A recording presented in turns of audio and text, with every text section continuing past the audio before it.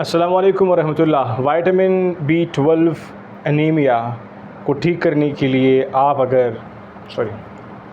अस्सलाम वालेकुम वरहमतुल्लाह।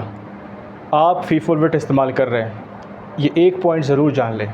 अगर नहीं जानोगे तो फीफोलविट का आपको फ़ायदे के बजाय एक इंतहाई दर्जे का नुकसान हो सकता है। वो है आपके खून को और आपके आसाब के निज़ाम को, यानी कि हमारे बॉडी के बिजली को, नर्वस सिस्टम को अफेक्ट पड़ सकता है। क्या है वो मसला?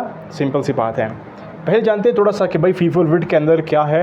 हम डिस्कस कर चुके पहले भी वीडियो में, लेकिन अभी इस पॉइंट को लिंक करने के लिए मैं समझाऊंगा कि भाई फीफोलविट बनाया गया है iron B1, B2, B3, B6, B9 और C से।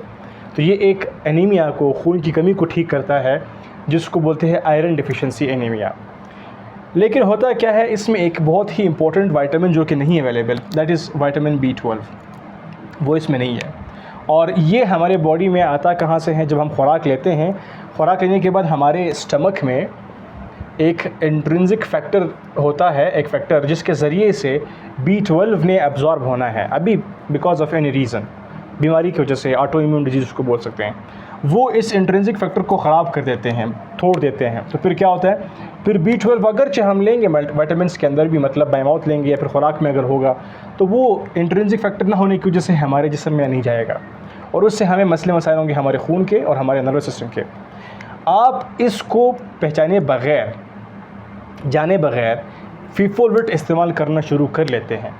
तो होता क्या है, फीफोलविट के अंदर है विटामिन B9 जो कि फोलिक एसिड उसको बोलते हैं। वो इसके जो साइन एंड सिम्टम्स आपके बॉडी में हो रहे हैं उसको ये मास्क करते हैं, हाइड करते हैं। बज़ाहिर आपको, आप देखोगे, मतलब ब्लड देखोगे, ब्लड के सेल ठीक होंगे क्योंकि यहाँ पर B9 है ना। तो बाकी विटामिन आपको एनर्जी प्रोवाइड कर रहे होते हैं, वहाँ पर ब्लड के सेल में ऑक्सीजन कैरी करने के लिए आयरन अवेलेबल है, मसल भी ठीक हो रहा है, एनर्जी आ रही है। लेकिन लॉन्ग टर्म में आप कहते हैं कि भाई अभी मुझे वो बेनिफिट नहीं मिल रहा, वो नुकसान मिल रहा होता है, मतलब वो फ़ायदा आपको नहीं मिल रहा, वो एनर्जी नहीं मिल रही, वो आपका जो बनावट है बॉडी का वो डिस्टर्ब हो रहा होता है, ख़ास तौर पर आपके खून के सेल्स, और उसके साथ साथ नर्वस सिस्टम आपका ठीक नहीं हो रहा। तो वो क्या मतलब मसला होता है, उसके पीछे मसला होता है इसी विटामिन B12 का, जो कि हमारे खुराक की नाली से या कोई और विटामिन हम यूज़ कर रहे हैं उसमें अगर है भी, तो वो हमारे बॉडी के अंदर नहीं जाता, एब्जॉर्ब नहीं होता, क्योंकि इंट्रिंसिक फैक्टर है ही नहीं।